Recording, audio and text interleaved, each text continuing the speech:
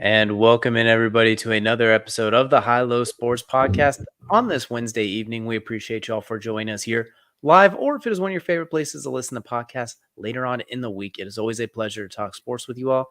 It is DJ, joined as always by my co-host Kelcey, as we continue our division predictions in the NFL, going division by division. Our first episode since the Fantasy Football Expo last week as well. We are back home, somewhat comfy, a little sore and tired, but it was a wonderful weekend, and we're glad to be back at it. Yeah, no, it's great to be back. Before we go any further, let's go ahead and shout this out real fast. If you guys haven't seen it already, go check out the Fantasy Football Expo Roundtable, sponsored by Buckeye Vodka, 21 and older. Drink responsibly. If you guys haven't checked out any of the stuff we've done this weekend, day one video is out over on the Belly Up Sports YouTube, so be sure to go check that out. Audio's a little shoddy. My bad. I messed up the audio when we were doing it. Maybe a little too much Buckeye Vodka for me that night. But you know what? We had a lot of fun. It was a great entertainment, but it's time to get back to business. I mean, honestly, this is one of my favorite times when we have a show because these are so awesome. Our predictions are one of those things that I enjoy way too much because we always come up with something silly and something really on the dot, and it doesn't make sense which ones are which because the things we think are exactly right are never the ones that work. Not even close. We've been doing it 5 years now. We've been doing this kind of since basically the start of the podcast. We started it right before that season in the summer. So once again, can't wait to do this. Once again, check out the Fantasy Football Expo stuff coming out on the Belly Up's YouTube page. We got day 2 coming out and day 3 coming out this week, which will include a few interviews with maybe some notable faces in some different places and some of the same wonderful people that you see in the first episode as well. So you definitely want to check that out. It's definitely a good time. There may or may not have been a Matt Watt sighting in day 2 and 3. We don't know yet, actually. Yeah, looking back at it, I don't know if he actually still made it off that couch. You know what? If it ain't broke, don't fix it, right? So if he's comfortable, that's all good. And you know what? He is a Cleveland Browns fan, which is perfect because today we'll be determining who will be the Kings in the North. And in that same vein, I think we're going to kick things off with the AFC North. I think this is one of our favorite divisions to predict. Arguably one of the best / most competitive division in the NFL. Last year, every single team above 500 somehow, even with a Super Bowl runner-up quarterback not playing for half the season. You got a 2-time MVP quarterback in the division. You got a Super Bowl winning quarterback. And you have 2 national championship winning quarterbacks on the same team. A very, very loaded division, we could say. Yeah, it's obviously you see the jersey sitting here. Look, maybe this is an illusion of things to come. Maybe it's not. We'll have to wait and see. But no, I do love the North. We talked about the South last week, and obviously, if you guys haven't checked that out, go check it out. We'll pause right here, and then we'll come right back to it. Because look, I think this is the opposite of the South in a lot of ways. Last year, the toughest division was the AFC North. I don't think there was any question about that, how tough that thing was. Every team in that division had an opportunity to do something. Absolutely had an opportunity. And that's with and without starting quarterbacks at points and times in the year, or with and without major players for the teams all year. Talk about Nick Chubb getting hurt. Joe Burrow, will he start? Will he not? I mean, the backup for the Bengals going out here and balling like he's Joe Burrow at LSU. Like, who would have thought that's about to happen? The Steelers, somehow, Mike Tomlin, yet again, another winning season. How? I don't know. I'll never figure it out. And then you have the Ravens, obviously, doing Ravens-like things. But no, this division, we'll see if it's going to repeat again this year. Absolutely. So I'll go ahead and kick us off. We're going to go from the bottom to the top, and in the cellar for the AFC North. I do have the Steelers. I have them finishing at 8-1. For all the reasons of I simply couldn't give them a losing record. Mike Tomlin has yet to do it, so I found a way to keep them from having a losing record. It's uncanny. I do think defensively they still got TJ Watt, Minkah Fitzpatrick, Joey Porter Jr. They still got Patrick Queen coming in from the Ravens. I think defensively they're going to be really stout when they're healthy, if they can stay healthy. They're still going to give a lot of teams issues. Still going to be a top 10, 12-ish defense when they're healthy. Cameron Hayward is still there. Offensively, that is kind of the big question mark. This is also in the midst of, will Brandon Ayuk get traded there? Will he stay with San Fran? Where will he go? What will happen? For me, that trade doesn't change this too much because of the way Arthur Smith runs the offense. Even in Tennessee, when you had A.J. Brown and Corey Davis, Corey Davis got almost like 85% of his yards in 3 games, just depending on what coverage the team was playing that year. It is a one-receiver-centric passing game, and A.J. Brown was that guy in Tennessee, and it's going to be George Pickens here or Brandon Ayuk. Either way, I don't think adding it's going to make too much difference, maybe a game. Quarterback wise, Russell Wilson, Justin Fields. Russell Wilson seems to be the guy, but right now he's broken. Justin Fields is out there. Will he start to shine? What will we see there? Najee Harris, Jalen Warren, weirdly competitive backfield. Do like what they've been doing on the offensive line the last couple of years, though. Roderick Jones, some of the draft picks they've made, they finally started to address it after ignoring it for half a decade. Pat Fryermuth, still a solid tight end. Calvin Austin can fly. We know how they find these random late draft round receivers that end up flourishing. So maybe there's one we're not even thinking about the top of our head. So they're still a solid team. And I think if you put them in another division, I'd be willing to give them that above 500 record. But right now I'm sticking them at not losing record, 8-1. Very competitive, a lot to like, but still a lot that I'm concerned with, especially compared to their rivals in the North. Yeah, I mean, I think I'm with you here. I think the Steelers bottom of this division makes sense. I'm not going to go into my pick in complete detail here, but let's just say I don't have faith. You are much more positive about the Steelers' future than I am, and my hesitancy comes from that quarterback position because you can't win if you don't know who your quarterback is. So we'll go there in a second. But yeah, DJ, I'll let you keep going with your list. All right, moving on to number 3. Well, they had to tie with somebody, so the team I'm putting them tied with is the Baltimore Ravens at 9-7-1. So they did finish with a better record. They did have a winning record, but this is where the tie was because weirdly enough, for some reason, the Steelers have always had the Ravens number, especially in the Lamar Jackson era. I think Lamar technically has a losing record against the Steelers. So I think the Steelers will go 1-0-1 against them. The Ravens will go 0-1-1. So the AFC North continues to AFC North, but we have the Ravens at 9-7-1. Do like them bringing in Derrick Henry. Obviously, this is a Derrick Henry stan account for better and for worse. Mark Andrews coming off that ankle injury. I know he technically suited up for that playoff game. I am worried, especially an older tight end with an ankle injury, he's not going to be quite Mark Andrews next year. Still better than 89% of the tight ends in the league, but high ankle sprains alone are hard to come back from after a while, let alone what happened to his ankle. My goodness, like that thing went 3 different directions. Love Zay Flowers, really good fantasy pickup here in a fantasy draft, by the way. I do wonder with the loss of Odell, they didn't really fill out that receiving core quite as well. It's still, I don't want to say barren, but it's still missing some. I'm also worried about the defense, honestly, more so. Mike McDonald's an incredible defensive coordinator that they lost. They lost a lot of coaches throughout on the defensive side, a lot of assistants. Obviously, you have Madubuike. You still have Roquan Smith, Kyle Hamilton. You still got all pros. You're still going to be lethal. I'm worried about the losses of guys like Patrick Queen. Is Jadeveon Clowney going to have another career year like he had with Mike McDonald last year? Are some of these no-name guys going to just play well and above the expectations they've previously seen? I'm curious what they're going to do with the corner spot because I like Marlon Humphrey, but for some reason their defensive backfield gets hurt so frequently. They have very bad luck with injuries in the secondary, and they have for a while. Last year, it was surprisingly decent, but I remember the last few years, it looked like Utah against Ohio State in that Rose Bowl game a few years ago, where they're trotting whatever they can out there sometimes. And it works when you have the pass rush that they have. And I do think they'll be fine.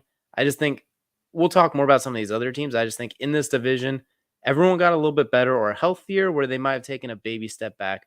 Still Lamar Jackson, still the Ravens. If any of the two teams that have above them if they blink for a second, the Ravens will jump them and go like 10-6 or 11-6, 10-7, etc. So we have the Ravens at 3. Once again, same vein as the Steelers. You plug them in the NFC South, they're going 13-4, winning the division. But unfortunately, look who you're playing against. Yeah, I don't hate this pick. I get it. I don't like the ties. That's just my opinion. But if there's going to be a division that ties, it's going to be the AFC North. That's just the nature of the business, the nature of the beast, if you will. These divisions, especially you mentioned the Steelers, somehow have the Ravens number. I don't get it. I really don't. Like for a team to be so, no matter how good or bad they are, and obviously most of our watching career has had Mike Tomlin in charge of the Steelers. So part of that is also a consideration of how good Mike Tomlin does with the players to get them ready for a tough opponent every year, like the Ravens, because we all know what the Ravens do, which is they just throw a great defense out there, and their offense is just meh for the most part. Now it's kind of flipped, obviously, with Lamar Jackson there, Mark Andrews, things like that, and their defense is nothing to scoff at, though. So yeah, maybe a little bit shocked that they're so low as far as in this division, but also 9-7-1 is, again, nothing to scoff at. That's a playoff record most years. It's awfully close. And when you see the records of the rest of the division, you'll kind of see why, because this is going to be a little bit of a bloodbath. But at number 2, we do have the Cleveland Browns. We went from the old Browns to now the new Browns. I have them at 10-7. I do think they're going to go 4-2 in the division. I think they're going to be a team that matches up very well in-house. We already know the troubles they always seem to cause the Bengals. Them and the Steelers seem to split depending on who's at home these days. And then I think them and the Ravens kind of will be the same thing. They'll split again. So I think that's going to give them a 4-2 in division. They might be, on my opinion, outside of quarterback, one of the top 3 or 4 rosters in the NFL, if you exclude the quarterback position. What, like people talk about that with Brock Purdy and the 49ers. Oh, you could plug any quarterback in there, blah, blah. We literally saw the Browns plug in almost anybody at quarterback last year, and the train kept rolling. Dorian Thompkins-Robinson, Joe Flacco, PJ Walker, Deshaun Watson, they were all out there. They all won some games at some point. Flacco even took them on a playoff run while literally playing like Jameis Winston, but 40. It was either a pick six or a 40-yard touchdown. There's no in between with him. This year, ironically, Jameis Winston as the backup. I really like this fit because if Deshaun can't play for some reason, we're obviously not saying go. We don't necessarily like to count for injuries. But if he does not play, Jameis Winston's a more qualified backup than the other 4 that they had last year at this point in their careers. Last time we saw Jameis, he was 14 touchdowns and 3 picks in 7 games. Had the Saints at 5-2 and was a dark horse MVP candidate. Granted, he has torn his ACL and basically been relegated to the bench because the Saints are a mess since that point, and I don't know what they've been thinking. I mean, some of the decisions they made since that point have been questionable to say the least. But my point is I think Jameis, if he needs to, can step in and make plays. Amari Cooper is still awesome. Jerry Jeudy, I think, is a number 2 receiver in this offense, will be more effective than he was in Denver, to say. Eli Moore is still explosive. Cedric Tillman's a really good young receiver they have out of Tennessee. Our guy David Njoku is still there. Chief is still easily top 10 tight end. Could make a case for top 5 with the way he finished last season. Nick Chubb, I'm not counting on coming back this year. If he does, that's great. But after that kind of knee injury, it's tough. And if he does, it's a back half of the season run. If I'm them, I don't bring him back for those first 8 weeks. I don't care if he's squatting 600 pounds. I know he's not human, but that's a horrific knee injury. And the second time that's happened to him. But still with Jerome Ford and some of the guys they could plug in there, offensive line still top 10. And defensively, at home, the number 1 defense in the NFL by a large margin. The problem is they were 32nd on the road defense. I think they find a way to mitigate that at least a little bit and be like 23rd on the road so that it's not such a huge difference. Myles Garrett's Defensive Player of the Year.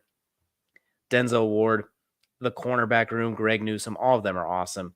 I love Justin Reed at safety. They have JOK getting a recent extension. I can go on and on. Their roster top to bottom is outstanding. Deshaun just needs to play a little bit better than he did in those first 6 games, really. A little bit better. Like 78% of what he was last time we saw him in Houston, or even his Houston career as a whole. Just like 80% of that. Manage the game, make a couple plays here and there. Use your legs a little. Don't turn the ball over. I don't want... If we can say game manager, everyone's going to lose their mind. They don't understand our definition of game manager, but you just have to make a few plays when needed and keep everything on schedule. Your team is loaded. You don't have to press anything, and you just have to read the field, just go through it. So I think if he can do that, I think they'll be fine. It's a very expensive job, the way he'll be paid handsomely for it, but I think this team showed to be quarterback proof last year, and I think now you have 2 really good quarterbacks that you could use there.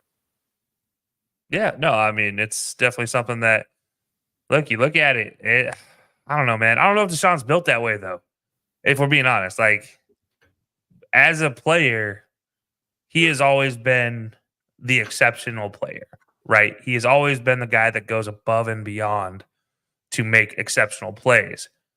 Some of his best plays in his career, however, if you look at college, you look at today, they're within the playbook.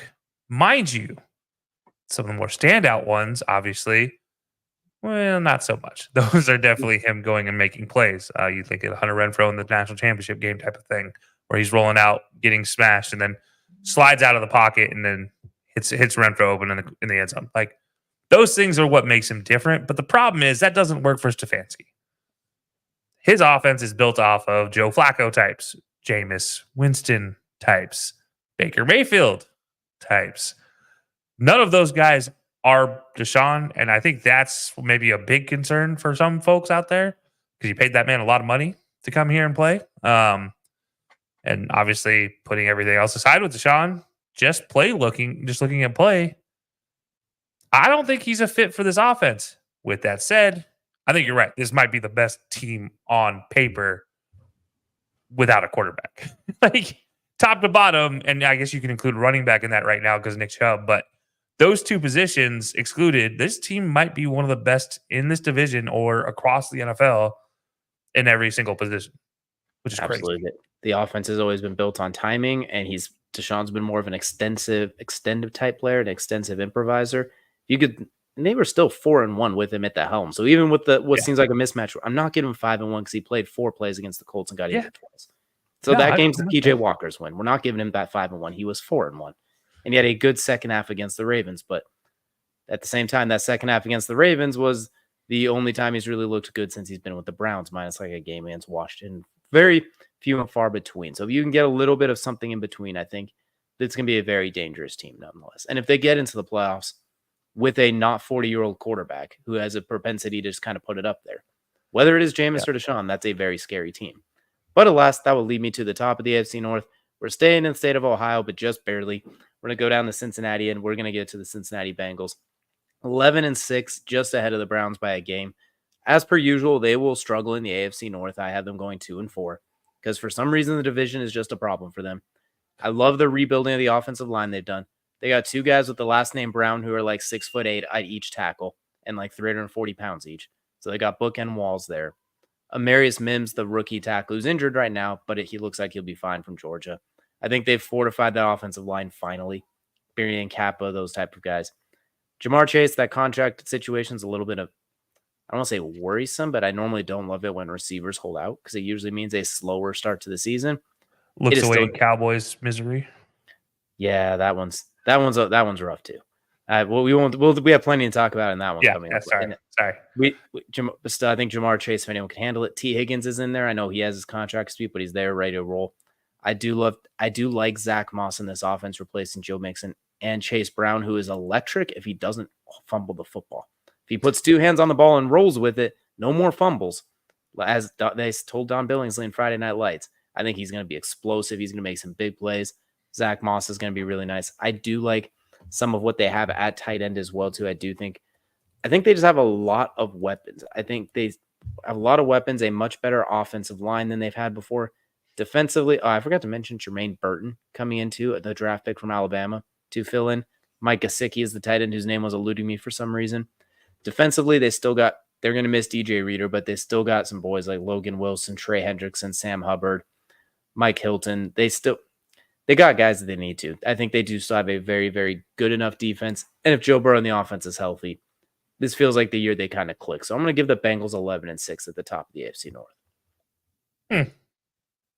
Well, this applies. All right, cool. All right, but no, in all seriousness, yeah, I do like it with them at the top of the North. It seems to be one of those situations with them, and we talked about it this weekend. Again, guys, if you have not watched our first day of fantasy football roundtable, go watch it. It's over on the Belly Up Sports YouTube because we talk about this, and actually Matt has a really good point about Burrow. When he's healthy, this team is exceptional. When he's played a full season, he himself has not thrown under 30 touchdowns. How wild of a thought is that? Just if he can stay healthy and you consider Jamar Chase, T. Higgins, contract conversations constantly happening around this team, these guys are ready to make plays. Jermaine Burton coming in, obviously ready to make plays. Mike Gesicki, we all know what that big old dude can do in the red zone. Just give him the chance that Miami really never gave him. But when they did, guess what he did? Score. Anyways. And had really mediocre gritties. Yeah, terrible, the worst gritty I've ever seen in my life. And that's including the one I tried to do in the mirror one day. That was still better than Gesicki. Anyways, but no, it's it is one of those things with the Bengals. You do just really have to weigh down Jamar Chase getting a contract or at least getting into practice. T. Higgins contract conversations, but those two pale in comparison to the big one, which is will Joe Burrow stay healthy? Because I think defensively, this team has the ability. And by the way, there still just happens to be a safety out there that can pair really well with a secondary. They want to go get that free agent safety. Just going to throw that out there. Anyways, but yeah, you have the abilities to win if your team stays healthy. And I think they addressed all that with their offensive line. I think that's a great opportunity. But yeah, I don't know. Will Joe Burrow stay healthy? That's just gonna be my big question. Absolutely. A lot to As look I have a forward. Joe Burrow jersey here. Hey, I wasn't going to say it, but I'm glad we were able to point out the elephant in the room, if you will. But go ahead and just recapping my AFC North predictions from the bottom to the top. We have the Steelers finishing at 8-8-1. We have the Ravens at 9-7-1. Of course, they have to tie ones. We have the Browns at 10-7, and the Bengals taking the AFC North crown at an 11-6 record. And Kelcey, the floor is now yours, good sir. How does the AFC North play out in your eyes? Well, AFC North is, again, the toughest division in football. But I think it's going to be real tough for one team. I'm not even going to sugarcoat this one. This is going to be the toughest this team has ever had to face in Mike Tomlin's era. This is Steelers. I don't think they're going to be that good. I think they're going 4-13. Is this some dislike towards Russell Wilson as a starting quarterback? Absolutely. Is there reason why I dislike Russell Wilson as a starting quarterback? Absolutely. Does it have to do with the pressure he adds to his offensive linemen every time he drops back? 1,000% yes. If you guys don't know what I'm talking about, please just watch 10 plays from his entire career after winning a Super Bowl. You will see that instantaneously this dude spends 5 to 10 seconds in a backfield trying to figure out what he wants to do, inviting a rush, and then escaping to make a big play and look great while doing it. He is the LeBron James of quarterbacks. And I don't mean that because he's good. I mean that because he chases stats, whether it's subconscious or not, doesn't matter. He does it. He chases being that highlight reel. You don't have to. If Russell Wilson goes back to his Super Bowl winning ways, which is game manager, this 4-13 team could be something more. But it's Russell Wilson. It's dangerous.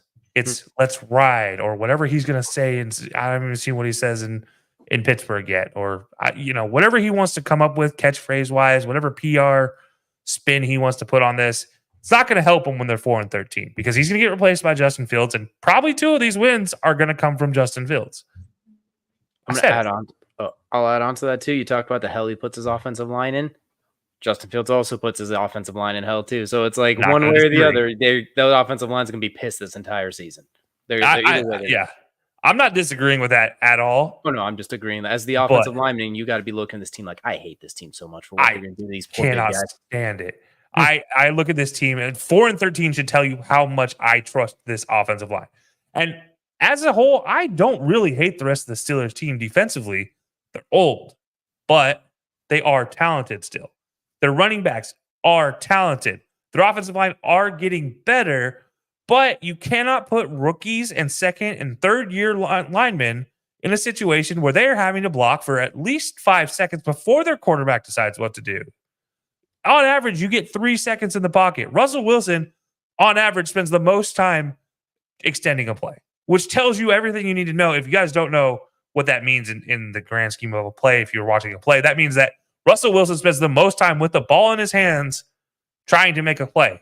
Not because his offensive line are struggling, because if that was the case, he would have a shorter time to throw. So just consider that much when you're looking at this and you're trying to make your bets for this year or trying to figure out what the Steelers are going to do. If he continues that trend, this team is not going to succeed. And that sucks because this team does have weapons. George Pickens is a weapon. Najee Harris is a weapon. Warren is a weapon. For life, I can't think of their tight end right now, but he is also a weapon, a very underused. Yeah, Freiermuth, thank you. He is a very underused weapon. There are talented players across this team, and potentially they're going to bring in a new one in Brandon Ayuk. Potentially. Say what you will about that. If it happens, will we see Brandon Ayuk or will we see Deontay Johnson, who caught 0 touchdowns? Well, Deontay's in Carolina, so we won't see him, luckily. I know, but you get what I'm saying. I know that type of play. Yeah, exactly. I forgot to mention Dante Jackson on the defense too. I forgot Absolutely. about that. But I agree with you. It's like the offensive line where you put in hell with Russ, who's going to drop back 30 yards and then start sprinting, and Fields, who's going to hold the ball, surveying the field like how we played Madden, where we lock in for 5 seconds, then move around. So that's what worries me is that the offensive line, if it gets better, the quarterbacks don't help them. It's not a lot of quick release. So one thing I do like, though, I like those running backs in fantasy because Arthur Smith is going to beat the heck out of both of them, I'd imagine. The problem is I'm going to pick one and Arthur Smith's going to ignore him. But it's going to be, I like both of those running backs in fantasy. And also I want to go back to Freiermuth for a second because you mentioned Arthur Smith. We all know what Arthur Smith did as an OC with tight ends. Hunter Henry, John Smith. How good were they under Arthur Smith? John Top Smith had tier. 8 touchdowns and got paid. They were top tier guys. Give Pat Freiermuth an opportunity to go be that guy. Man, it's going to be great for the Steelers. But again, I'm going to go back to Russell Wilson. What is the big Achilles heel besides putting pressure on his line? He doesn't throw to tight ends. Just ask Jimmy Graham. Got to throw over the middle to do that, and he doesn't look over the middle. As you can see, the rage that the Steelers have put through have completely froze Kelcey right now. But there we go. Now I think we're starting to get him back. The good news is it's only up from here. So we do have the Steelers at 4-13. Basically, lots of concerns about the offensive line, lots of concerns about the quarterback play. But we're kind of in agreement there as well. The question with the Steelers is what if they can get those things solved, are they able to make up with some of those other things as well? So right now, as we wait for Kelcey to be able to bounce back here, we're going to go ahead and move on to the next one. And Kelcey, we got you back. Just talk about the Steelers. Clearly set your technology. Yeah, I don't need to worry about the Steelers anymore. We're going to move on a little bit here to number 3 in the AFC North. We're going to go with the Bengals. I don't know if I can still have this on here because I do give them a winning record, but they're 3rd in the division. We'll talk about where they finish in the playoff situation later on down the road. But yeah, Joe Burrow, I think, is healthier, does get healthy this season. But again, my problems all come from the other stuff here. I do think Jamar Chase not practicing right now is going to hurt. I do think T. Higgins having that contract hanging over his head is going to hurt. I do think having a new tight end, having a new number 3 receiver, and not really solidifying your number 2 linebacker and losing DJ Reader are all going to play a piece into why they don't excel. But 9-8 is nothing to scoff at. You have 17 games. You win 9 of them. You have a winning record. Mike Tomlin's made a literal career off of this. But will it be enough for Bengals fans who have experienced Super Bowl now? Again? I don't know. That's the question, right? But I do think this team's going to be good. They're going to be impressive. But also you lost Joe Mixon. And while I am not the biggest Joe Mixon fan, he's always been an underrated running back, in my opinion. He's always been top 10 in a lot of rushing stats in his career. But was he really effective in this offense? No. Can Zach Moss be effective? Potentially, if they use him correctly. And that's the thing, is we saw Samaje Perine do well in this offense. But did it pan out? No. So, yeah, I don't know what's going to happen with the Bengals this year, but I do think it's going to be better than before, but not by much. It's 9-8. It's not a bad season by any means, but you're also in one of the toughest divisions. Yeah, you might have to take that jersey off there really quickly before the Kentucky/Southern Ohio starts to invade. Just gonna it can stay. Just remember, I've had this for a while, and I'm just now showing it off because I just wanted to prove to everybody I am looking beyond the Cowboys here, guys. As a Bengals fan in the making, I for one am shocked, but I'm curious to see where you have the old Browns and the new Browns ranked as your next 2 teams. It's funny you mentioned the old Browns first, because that's where we're going here for number 2. I have the Ravens at number 2 in the division, 11-6. So I alluded to it when DJ gave his pick for the Ravens.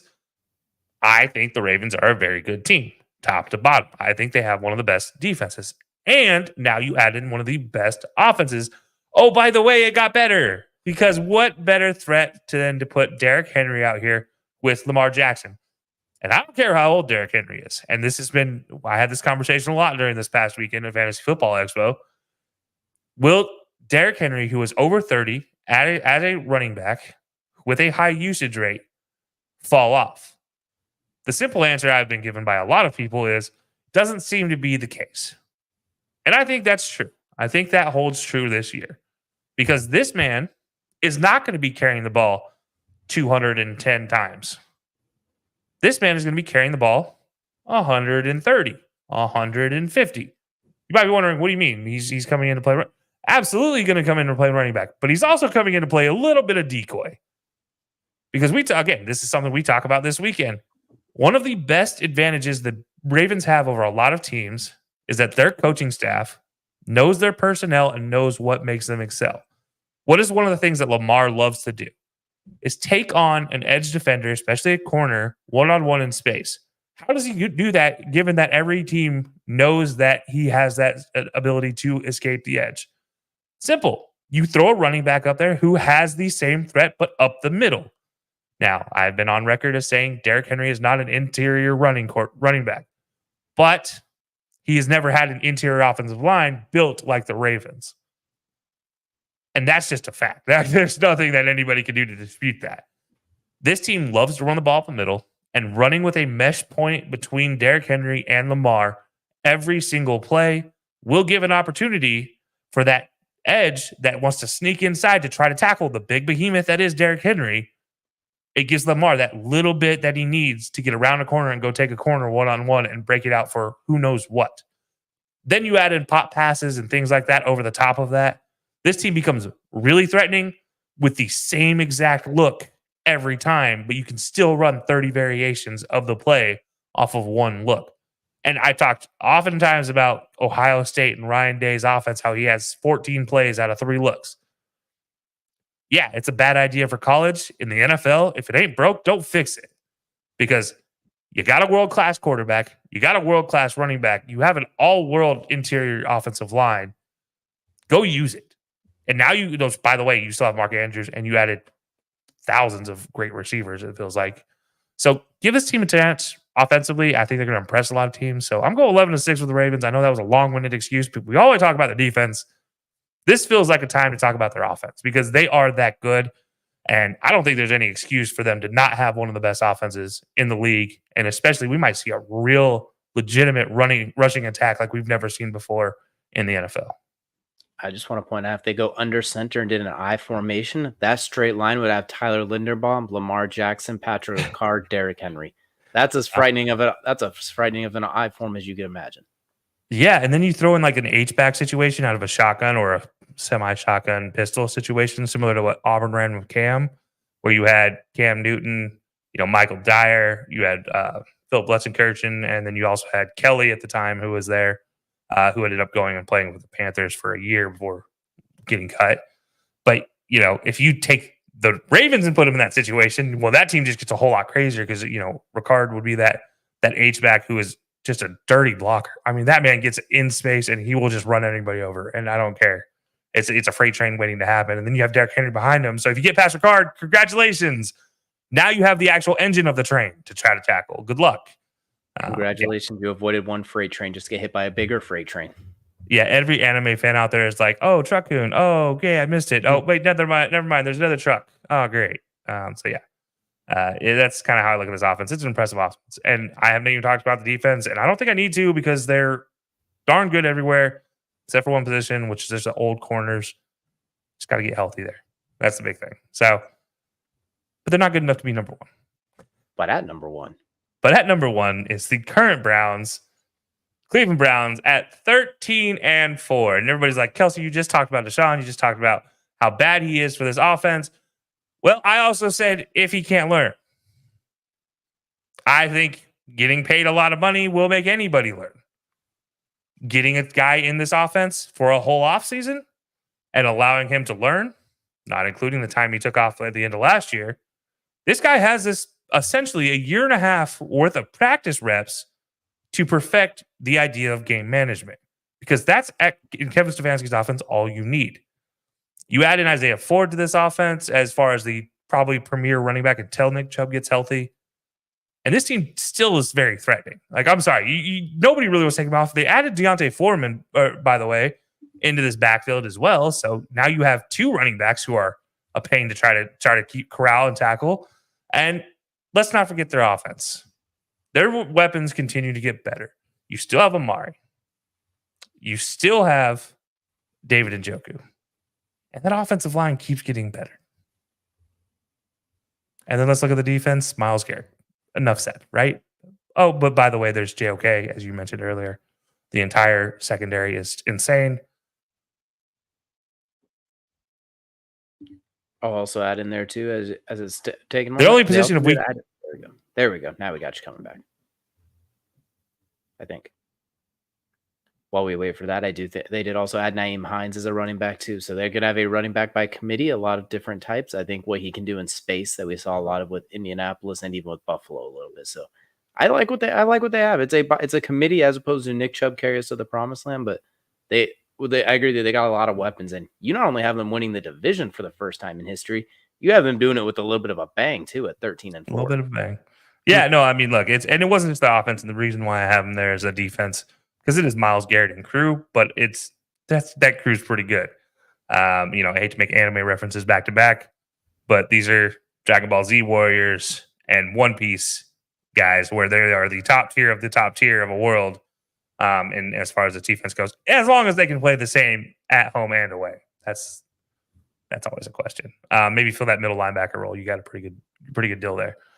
But yeah, no, I think the Browns are good. I just think it's a matter of Deshaun kind of focusing in on what he has to do, and that'll determine a lot. So, yeah, give me the Browns here, 13 and 4, taking the division in emphatic fashion.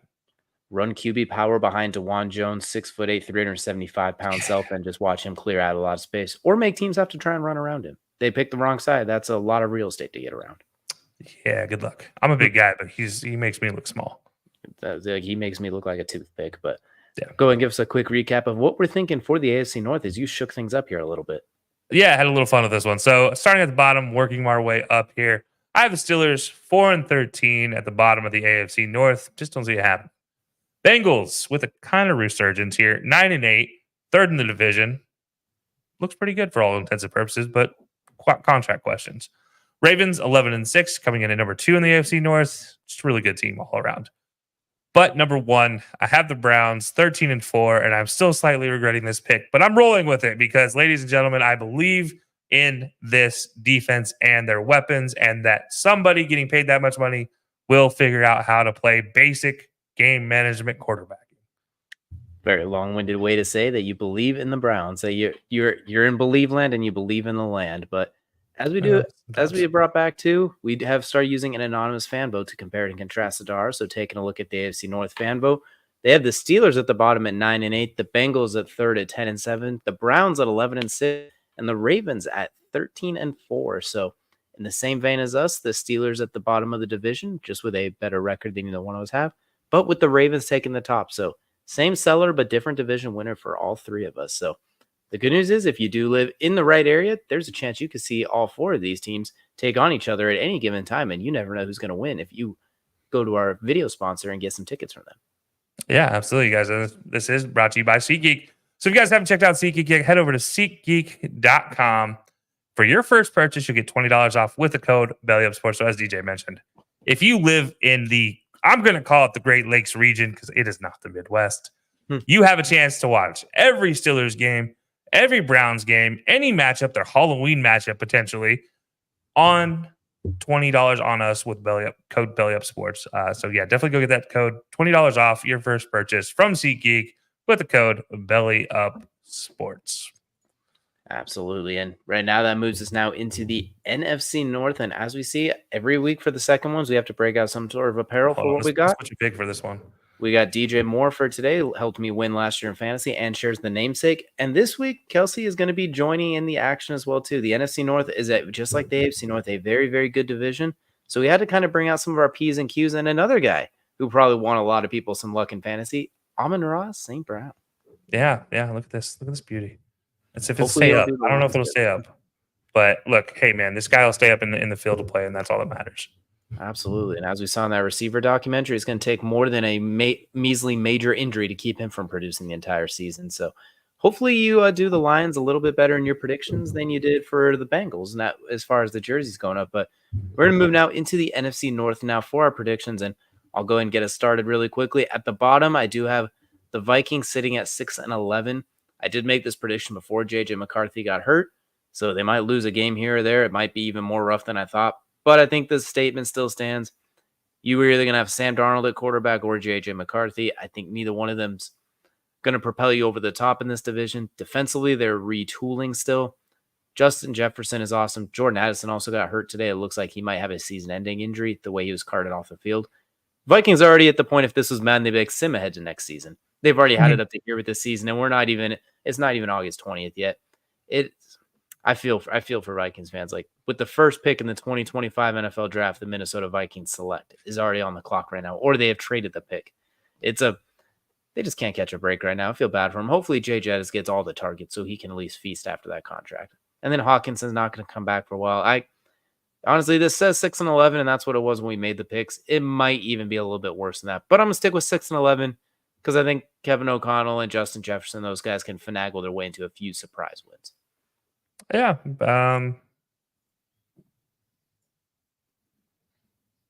Yeah, Yeah. I got yeah. nothing. All good. We'll move on now to at number 3. We do have the Chicago Bears with their own rookie quarterback, Caleb Williams. I have them going 8-9, so I think they get slightly better than last year. There's a lot of talk about them with all the weapons, all the roster, etc. They still have some weak holes on the offensive line they have to patch up. They're still very thin on the offensive line, so if somebody goes down, they're in trouble. And Caleb Williams is still a rookie, unless expect him to do what CJ Stroud did last year is a little. I think we get spoiled by some of those things. So I don't. I think he's going to have his rookie ups and downs. If he throws for 3,800 yards, he's 3,900 yards. He's the best quarterback in Bears history. Honestly, it's a very low bar. I think he's going to have rookie struggles. I think that's going to have him 8-9. Defensively, they still got playmakers. Receiving core is still awesome when they're healthy. DJ Moore is still awesome. I do think DeAndre Swift is a fun fantasy football pickup. If you need a good RB2, I think he's going to get involved in the passing game a lot. So DeAndre Swift and a good pickup for the Bears. But I have them going 8-9, almost in the thick of the playoff hunt. But the two teams at the top of this division are going to make it very, very difficult for them. Yeah, that makes sense. Honestly, I don't. You're a lot more faithful to the Bears, I should say, to the Bears fanship, I guess is a better way to put this, because you're giving them a little bit of hope. Yeah, we'll see. Well, we'll see what I have to say. But yeah, no, I'm not. I don't hate Caleb, but I will say there's some questions. I think the people who are calling Patrick Mahomes 2.0 or the second coming, they're going to be in for a rude awakening. The reasonable people like me who think he is a very talented quarterback with a good upside that will have some growing pains, I think they'll see a lot of those. I think there'll be some good plays. And I also, this is a DJ Moore Stan account, so I will get them 8-9 one way or the other. But they still have a little bit of ways to go to make that playoff run. As I have it number 2 spot in the division, the 10-7 Green Bay Packers. Surprisingly good down the stretch last year. Jordan Love caught fire in those last, I think it was 8 games or something like that, where he was 16 touchdowns and 1 interception. I do like Josh Jacobs and Marshawn Lloyd coming in there to go along with A.J. Dillon. I think they'll be able to run the heck out of the ball. Their draft was a little bit goofy at the top, but I do think they have an all right offensive line. Good young receivers. Jaden Reed was awesome in that last 10-game stretch. Romeo Doubs is really good. Devondre Wicks, I believe his name is still a very good, competent receiver. Luke Musgrave, a good tight end we didn't see a lot of last year coming out of Oregon State. And Christian Watson's supposed to be healthy now that they got the issue of his hamstrings being 20% different in size after going to a study. I think you get that man out there who his touchdown percentage is absolutely insane because he had that, 6 games where he scored 8 touchdowns his rookie year or something ridiculous like that? Yeah, on something like 16 catches. Something absolutely asinine like that. Most of them against your Cowboys, unfortunately. We don't talk about it. Look, the Cowboys give up 3 touchdowns to some Packer every year, and every time they play, and I'm just tired of it. I hate the Packers. I don't think you played them this year, though, so there you got that going for you. Goodness. At least till the playoffs. But Christian Watson also might be one of the fastest guys in the NFL. So you're adding that dynamicism, that speed at 6'3" too, adding that to the offense that was already good last year. I think they're going to be very, very dangerous. Honestly, they would probably have a better record if they didn't have to share a division with who I have at the top, and that is the Detroit Lions, who I'm going to have at 11-6. I think they're going to be very, very good. I love what they did in the draft too. I do love I love what they did I'm sorry, I can't read. I have them at 12-5. My apologies. Okay, they are better than I thought. So I do have the Lions at 12-5. Offensively, Sam Laporta, Amon-Ra St. Brown, Jahmyr Gibbs, who I think is going to break out now that he luckily dodged that injury scare. David Montgomery, the touchdown scorer himself. Jared Goff behind that league best offensive line, I think we could say. If not the best, it's definitely in the conversation. Jared Goff's able to throw darts. Terrion Arnold, Ennis Rakestraw Jr., Carlton Davis, they shored up their secondary, which was by far their weakest point. They just need somebody else to get a pass rush besides Aiden Hutchinson. It can't be, please, Aiden, save us. You're our only hope. If somebody else can get after the passer, Jack Campbell in year 2, Dan Campbell leading the way, this team's going to be menacing. So give me the Lions at 12-5 and making some noise. They are the Lions. Hear them roar.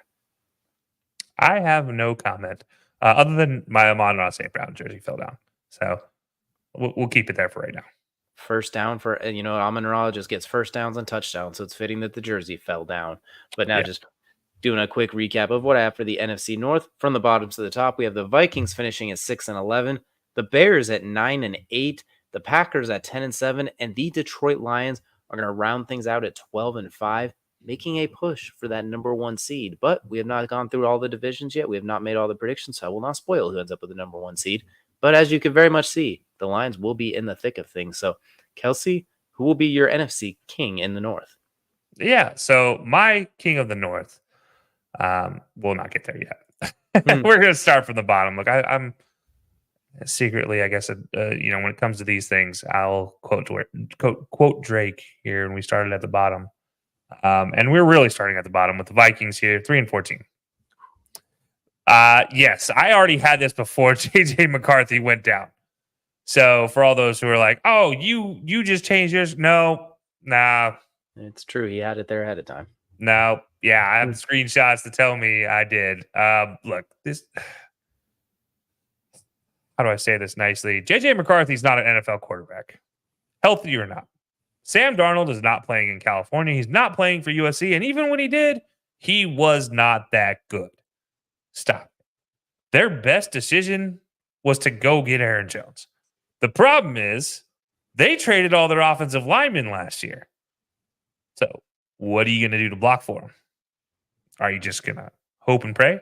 Because that's not going to work. That's the type of miracle you need for JJ McCarthy to step back on this field and throw the ball to Jay Jettas. Because really, that's your miracle maker right now is Jay Jettas. No offense to Hawk. Love Hawkinson. But his team is not good. The best thing to happen to Kirk Cousins was to no longer be a Minnesota Viking. And I'm so sorry to Kirk for going to the situation he did in Atlanta. We talked about that last episode. But look, it's better than being a Minnesota Viking right now. This team is just not good. It's not built well. And this is probably going to come back to bite me in the butt by picking them 3-14. Because that's just how this division works. But I'm going to ride with it. I'm going to stick with it. This defense needs help. Top to bottom. This team is just a struggle. And it sucks because I think Kevin O'Connell is a good head coach and a good offensive play caller. But he's going to be kind of spited because of these bad draft decisions and bad personnel decisions, which I don't think he has a more than 50% say in. And that's a bad thing for a head coach who's trying to do his own thing and rebuild a team. So, yeah, Minnesota Vikings for me, 3-14 in what's going to be a tough sledding for every fan up in Minnesota. Well, the good news is if they find themselves in need of a quarterback, they could reach out to Atlanta and ask them if Kirk Cousins is on the trade block because I think if Michael Penix ends up showing out, maybe Kirk Cousins is on the block. I don't know, but we already know what he looks like in a Vikings uniform. We don't even have to Photoshop it. So, and it sucks, man. They got those all new Arctic white jerseys and helmets too, and I want to see those win. So hopefully it's one of those 3 wins because I'm not giving a whole lot of hope to this team. But I don't know if Kirk wants to go back to the Great White North. He just got a whole bunch of Coles cash and now belt cash by moving to Atlanta. So I'm pretty sure half his contract is Coles cash, if we're not mistaken here. And he's going to have to do some of it on sunscreen because it's going to be a lot more. It's going to be a lot hotter down there than he's used to experience in Minnesota. He's going to see some sunshine more than 3 minutes a week, 3 minutes a year. Yeah, he's going to get a real farmer's tan now. Anyways, we're going to move on to number 2 because I hate beating up on the Vikings because they're one of my favorite color combinations, jersey sets, and their stadium is sick. And I love Jay Jettas, and I feel so bad for him and Hawk. Also, by the way, just so for what it's worth, because I don't think either one of us mentioned this, Daniil Hunter is no longer a Viking, just so in case anybody missed that too. So that's going to hurt. But yeah, moving to number 3. DJ, I think I'm copying and pasting here. Sort of. The Bears, 5-12. I am the harsh grader here, and you are the much nicer educator grader. You got a red pen. I got the straight up Sharpie marking everything out and redacting it because I don't have faith in a year 1 quarterback ever. And that's just the NFL. That's the nature of the NFL. When a quarterback comes in and surprises me, I'm happy. I love the fact that CJ Stroud came in last year and did well. The difference between CJ Stroud and Caleb Williams is CJ Stroud has always and will always be a student of the game. And no offense to Caleb. I just don't think he's had to be a student of the game. And what I mean is he very much has a lot of 1 to 2 read offensive plays under Lincoln Riley. That's just the nature of Lincoln Riley's offenses. They are big hitting plays, and they are usually set up on a two-man combination on the outside. You have an underneath and you have a deep route. Those are the two combinations that Lincoln Riley loves. Occasionally, you'll have a comeback and you'll have a couple drags, but it's not very often. If anybody watched that team when Caleb was playing with them at USC or going back to his Oklahoma days, there's not a lot of good things that happen in those offenses after the second read. It's a lot of Caleb, go make something happen and hope something works. And I feel bad saying that, but it is what it is. I hope Caleb does well because he has all of the weapons at receiver he could ever want. You're wearing the DJ Moore jersey. He added Keenan Allen. Oh, by the way, they got Rome Odunze, who I think is one of the best receivers in this class, not named Marvin Harrison Jr. No offense, Malik Neighbors. I think you're good too, but you're also a Giant, so I don't love you like I love the rest. You also went to LSU, so I really already didn't like you to begin with as far as a player goes. No offense to your talents. You are talented. But look, Rome. Explanation. Yeah, I know, right? I have to be honest. Like, he is a talented player, but there's reasons I just don't like him as much as everybody else. But I think his defense, on top of that, they got better. But did they get good enough to not be a top 10 pick? No, I don't think so. They got good, but I mean, come on, man. This team is still not there, in my opinion. I hope Caleb proves me wrong. I really do.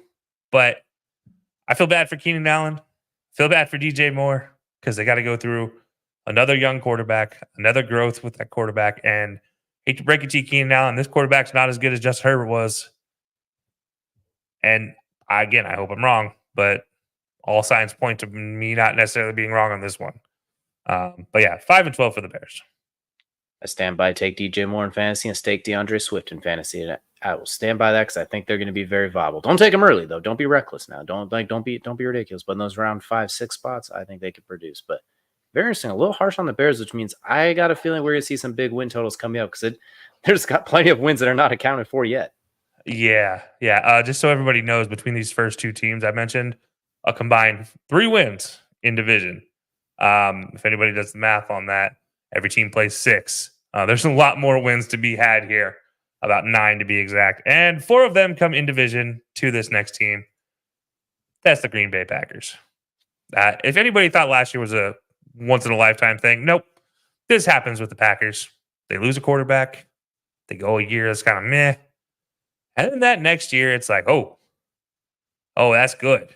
That's real good. Obviously, this one was a little more aggressive than last time because this was the year that you lost your quarterback. And I'm going to count that to the fact that Aaron Rodgers basically went missing in the year before that. But I digress.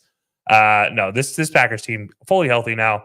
Adding in Josh Jacobs, I think that's a huge win. I love Aaron Jones. As long as he's not playing the Cowboys, I love Aaron Jones even more. This team is just so good. And they've made all the right moves, it feels like. You go get safety out of New York. For life of me. Thank you. Xavier McKinney. Josh Jacobs. You got 2 Alabama guys on your team now to go with your Georgia offensive line who are finally learning how to not hit referees. But then Walker. Yeah, exactly. But then these receivers are in a world of their own as far as young, talented receiving cores. I don't know if there's a better young, talented receiving core that's 4 deep. I mean, realistically, if you include tight ends, this is 4 deep. Because you could probably even add 5 because the backup tight end's also good. Luke Musgrave, underrated, but his backup's underrated as well. I do like this team. Not my favorite in the division, obviously, but I still like them a lot better than most, even though I did just say like 20 minutes ago that I don't like the Packers. I do like them this year for coming in second in the NFC North.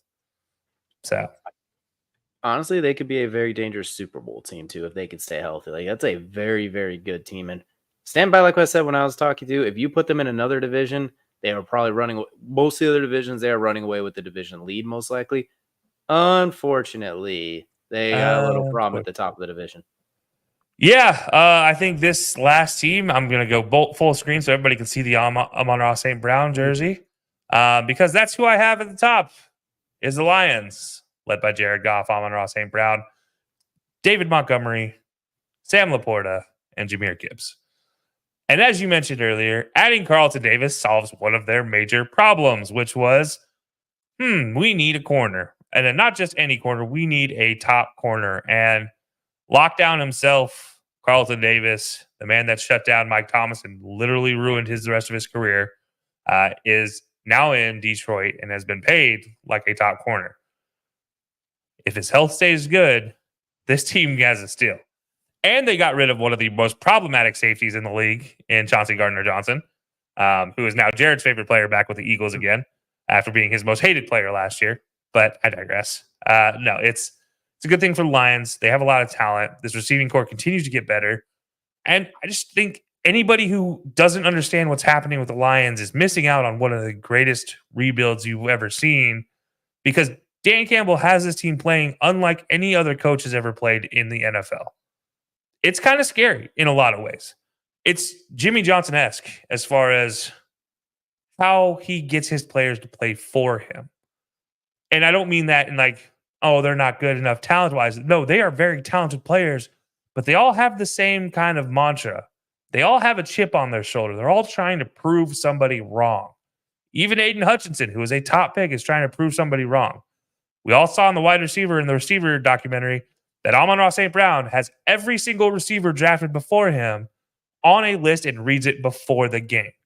We all know how competitive his dad is. We all know how that's led to him being competitive too. But then you add in Sam Laporta, who was kind of the third, fourth fiddle out of Iowa for many years. Most people didn't recognize how good Sam Laporta is.